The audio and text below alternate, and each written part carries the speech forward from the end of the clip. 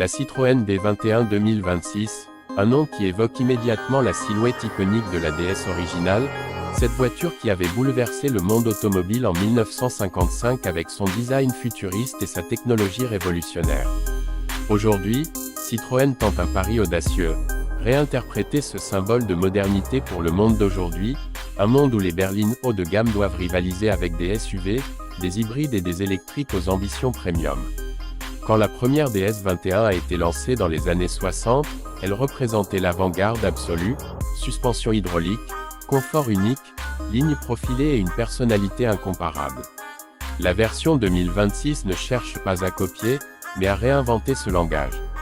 Elle arrive dans un segment où elle doit affronter des voitures comme la Peugeot 508 restylée, la Renault Talisman E-Tech si elle revient en électrique, ou encore des modèles étrangers comme la Volkswagen ID. C'est tout la Toyota Crown. Pourtant, la D21 2026 choisit une voie différente, celle de l'élégance française, du confort absolu et d'une technologie accessible mais raffinée.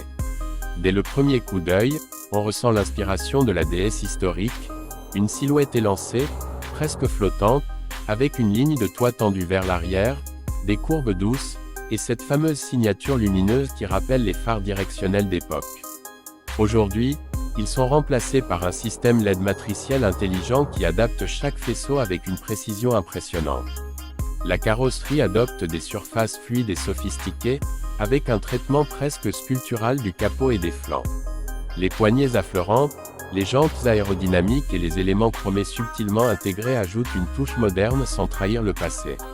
À l'intérieur, Citroën joue la carte du confort total, ce qu'ils appellent toujours le Citroën Advanced Comfort. Les sièges sont épais, moelleux, presque comme des fauteuils de salon, recouverts de matériaux premium mais durables. L'habitacle mélange minimalisme et technologie avec une planche de bord épurée, un grand écran central mais pas envahissant, et un affichage tête haute très avancé qui projette les informations de conduite dans un style presque holographique. Les commandes sont intuitives, la connectivité est complète, et tout est pensé pour réduire le stress du conducteur, isolation acoustique renforcée, filtration de l'air, assistance avancée, et même un éclairage ambiant inspiré des lignes lumineuses du modèle d'origine. Pour la motorisation, la D21 2026 adopte une plateforme hybride rechargeable ou 100% électrique selon les versions. La version électrique propose entre 250 et 300 chevaux, selon la configuration, avec une autonomie qui peut atteindre 550 km selon le cycle WLTP. La batterie se recharge rapidement, permettant de récupérer une grande partie de l'autonomie en une vingtaine de minutes sur borne haute puissance. La version hybride rechargeable, elle, vise plutôt les longs trajets, combinant un moteur thermique efficient et un bloc électrique puissant pour offrir un équilibre idéal entre performance et consommation. Sur la route, la voiture impressionne par son confort. Citroën reprend l'esprit de la suspension hydropneumatique, non pas en la copiant, mais en la réinterprétant grâce à des amortisseurs pilotés et une gestion électronique qui adapte en permanence la rigidité et la hauteur.